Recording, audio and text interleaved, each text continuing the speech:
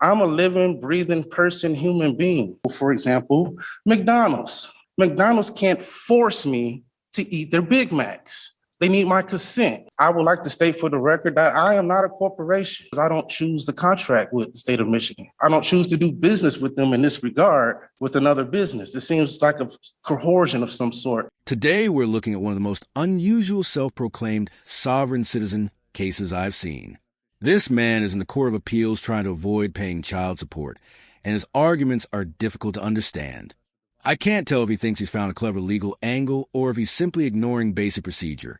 But either way, it's something to watch. Let me know what you think. Does he believe he has a strong argument here?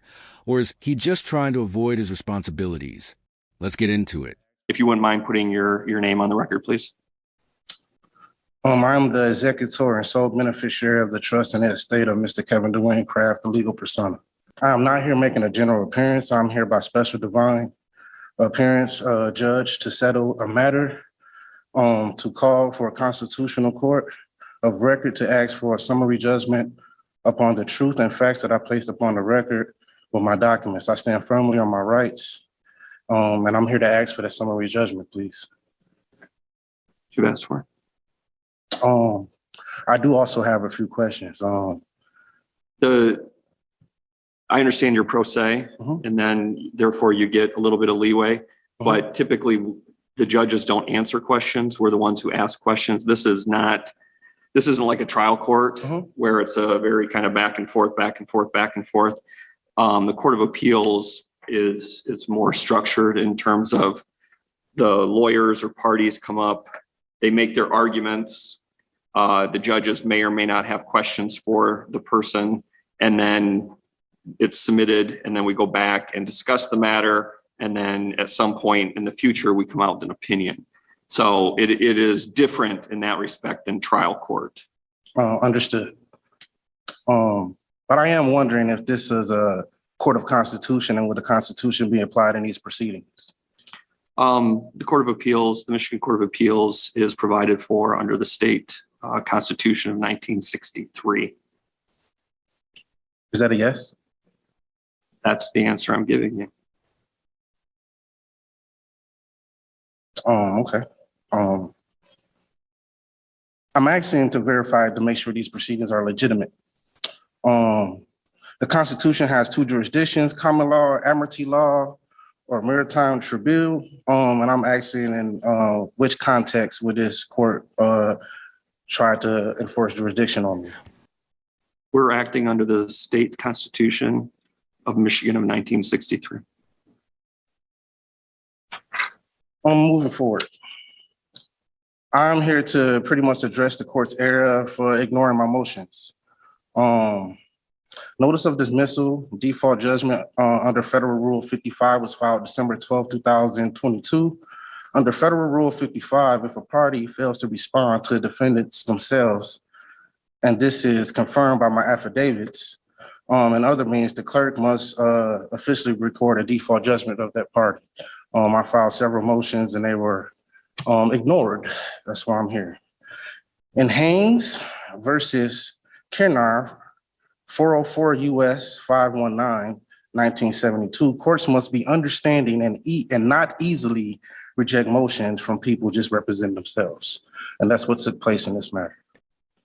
In Article 1, Section 17 of the Michigan Constitution prevents courts from ignoring motions and guarantees that people have a fair chance to represent themselves in any argument and evidence. That did not happen. That's why we're here. The state ordered me to take a paternity test. And Monell versus Department of Social Services, which is a New York State case. The Supreme Court case established that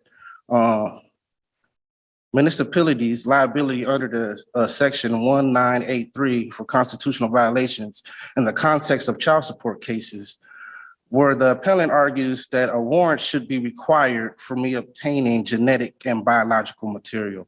I think it's very sensitive when a state injects an order asking me to give genetic and biological material without a warrant. This man is stretching his arguments so far that it's uncomfortable to watch. It's very clear he's trying to avoid paying child support. even though this is a responsibility every parent should take seriously. He even complained that the state asked him to provide biological information to confirm paternity. That isn't a conspiracy. It's standard procedure. It's the only way to be sure the right person is being held accountable. Honestly, I don't think he's truly a sovereign citizen.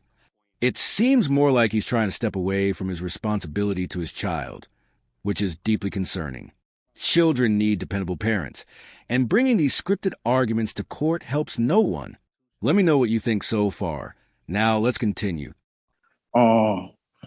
That's really sensitive material. It's not like a document or anything. That's personal biological material. That's why those specimens were not granted. That's why I deny any consent or any contract with the state or Title 4D agency to give away my biological and genetic material.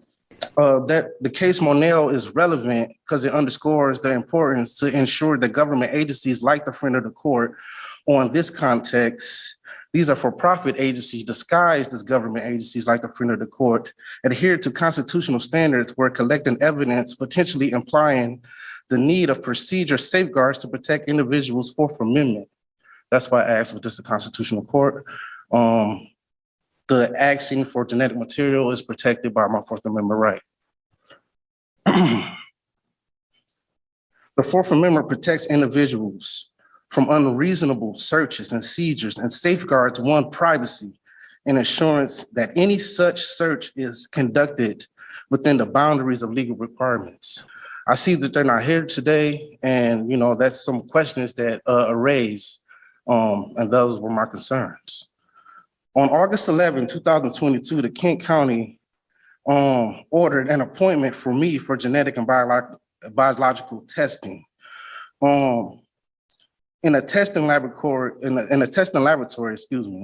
DNA Diagnosis Center is a business, and I can prove it's a business because I have their Dun and Bradstreet numbers, 877-184226 for the record. They also said, when I thought this was funny, the state of Michigan stated that it would pay the cost of the genetic test. And if I wasn't excluded, that I would be responsible for that cost. And with that being said, that set alarms. The state of Michigan is also a business. And with them fronting the cost for me, that presented an alarm for me because I don't choose the contract with the state of Michigan. I don't choose to do business with them in this regard with another business. It seems like a coercion of some sort for them to upfront the cost if I was going to be responsible. I do not consent to that business arrangement. The state, they failed to show a promissory note of a contract of any sort. I submitted documents, notice to the court to demand dismissal for lack of jurisdiction, demanded to see an open court evidence of personal and subject matter jurisdiction, and notice of court to refusing to appear voluntary. And I do not accept the offer to contract, and I do not consent to these proceedings. That affidavit or notice to motion was submitted on November 28th, 2022. So again, I'm just bringing up the point that I submitted numerous of documents asking for clear evidence or asking for due process, also asking for just quite frankly, to be transparent with what's happening. And I believe I deserve the right to see in writing what gives them the authority and what contract am I entering. I want full disclosure. Next, he asked the court to show him a contract proving the state has the authority to request biological testing, but there is no hidden contract. The state can order a DNA test through family law whenever paternity is questioned. It's standard, legal, and meant to protect the child's rights. This isn't unusual, it's routine. I'm not sure where he thinks this argument will lead, but the law is straightforward on this issue. The appeals court will likely have no trouble denying this request. What do you think? Is he simply trying to avoid child support? Let's move on. In Burns 322 BR 719, a creditor must provide proper documentation such as a promissory note, contract to substantiate a debt or court claim.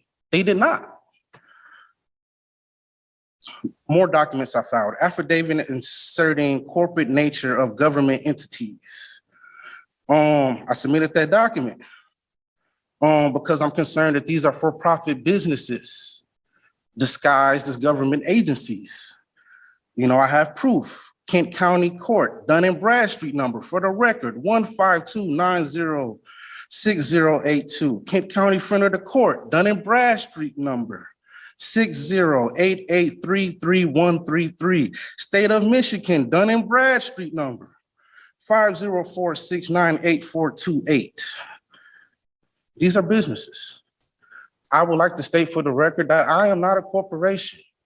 I'm a living, breathing person, human being. Something I never understand about these self-styled sovereign citizen arguments is when people say they're a living human being, as if that makes the law disappear. Everyone is a living human being. That doesn't remove legal responsibility. Saying those words doesn't make obligations disappear, and it certainly won't erase a child support case. I honestly wonder where these ideas come from. If anyone out there knows, I'd be curious to hear it. Let's keep going. With these being businesses, they have to abide by the same rules as other businesses. And may I give an example? For example, McDonald's. McDonald's can't force me to eat their Big Macs. They need my consent. None of these businesses that I've mentioned have my consent to do business with them. Section 458 of the Social Security Act, incentive payments to state. It's a conflict of interest. And it's my argument right here, right now, that the state incentivizes them it incentivizes them to collect more child support. The main argument I have here and for you guys is full disclosure. You know, it seems like they enter me in a contract without my consent, without full disclosure, and that's the problem here. You know, I'm here to argue subject matter and lack of jurisdiction. No evidence was established in my involvement of a common law crime or damages, and I did not commit any common law crime. Notice of court to refusing to appear voluntary, and I do not accept these contracts, and I do not consent to these proceedings was another motion or notice to motion that I submitted 11/28/22, and it's basically it's evidence they didn't provide any evidence of an injury or injured party, and Mr. Kraft, you're out of time. We understand that you raise issues of disclosure, yes, jurisdiction, remedy, and as I indicated, your brief, as with all the appellants and appellees we have here today, the briefs that you submit are kind of the key issue or the key tool that we use to resolve cases. And so I just want you to know, we have your brief. We're going to go back. We've had research attorneys look at it. We're going to look at it again. We're going to discuss your case. And then you'll get an opinion from us sometime within the next few weeks. If I may, one last thing. You've got, if you can do it in 20 seconds. I can. The government must prove charges beyond a reasonable doubt with clear evidence, especially when making the claims against someone. And I'm asking you guys right here, right now, they did not provide any evidence against me. And I will ask you to dismiss this without prejudice. And then he adds another line, asking the court not to hold prejudice against him, as if that would override the entire legal process. It's as though he believed the right phrase will make every rule disappear. His argument about the state not having authority to request biological data isn't the most extreme claim I've ever heard, but it still isn't convincing. It almost feels like he's looking for a loophole that simply isn't there. This entire situation would probably look very different if he had hired an attorney. A lawyer could have explained the process, guided him properly, and possibly helped him present his concerns in a clearer way. Instead, he's making his situation more complicated with each statement. It's difficult to watch because there are better ways to handle these matters. Arguing that the law doesn't apply to you is never going to work. So what do you think? Does he have any chance of winning this appeal, or is this just a waste of time for everyone involved? If you enjoyed this breakdown, feel free to follow for more. Thanks for watching and take care.